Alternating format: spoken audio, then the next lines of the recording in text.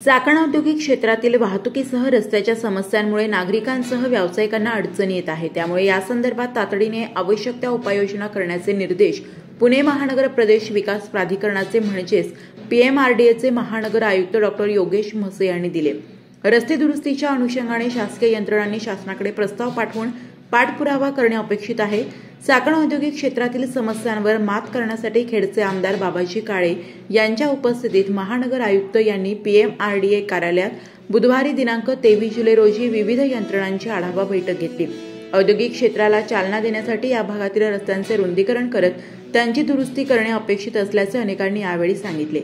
यावेळी पुणे नाशिक रस्ता तळेगाव चाकण शिक्रापूर, माई ते चिखली, निगोजे ते कुरुडी, चाकण ते आळंदी अशा विविध रस्त्यांसंदर्भात चर्चा करण्यात आली। यावेळी महानगर आयुक्त डॉ. योगेश म्हसे, आमदार बाबाजी काळे, मुख्य अभियंता रिनाज पठाण, एमआयडीसीचे मुख्य अभियंता नितीन वानखेडे, महानगर नियोजन समिती सदस्य वसंत भसे यांच्यासह काँग्रेसचे जिल्हा प्रवक्ते ॲडव्होकेट निलेश कडपाटील, शिरूरच्या खासदारांचे प्रतिनिधी तेजस झोडगे, चाकण औद्योगिक भागातील विविध गावचे सरपंच, ट्रॅफिक मुक्त चाकण कृती समितीचे सदस्य प्रशांत टोपे, कुणाल कड, मनोज देशमुख, औद्योगिक संघटना प्रतिनिधी दिलीप बटवाल यांच्यासह लोकप्रतिनिधी उपस्थित होते।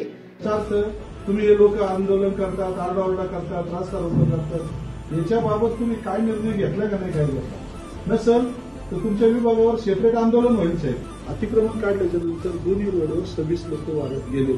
जाधव म्हणून मुलगा साईड पट्टीवरून घसरला आणि गाडी खाली गेला। पुणे नाशिक फाटा ते राजगुरुनगर 26 लोक मृत पावले। कुटुंब उद्ध्वस्त होते। अगदी पण नाही यांच्या आळंदी फाट्यावर चाकण नगरपालिका 5 वार्डन देते, तर प्रत्येकाने असं केलं पाहिजे। आता मी साहेबांना माग एमआयडीसीच्या साहेबांना सांगितलं, कंपनीला रिक्वेस्ट केली की तुम्ही फक्त तुमच्या गेटच्या बाहेर असे 2 कॅमेरे लावा, तेही लावले जातात। म्हणजे काय होतं की थोडंसं पोलिसांचं पण आहे ना, वार्डन दिल्याशिवाय सगळं होणार हो, किमान सगळ्या पॉइंटला 4 जण वार्डन आज पीएमआरडीचे आयुक्त डॉ.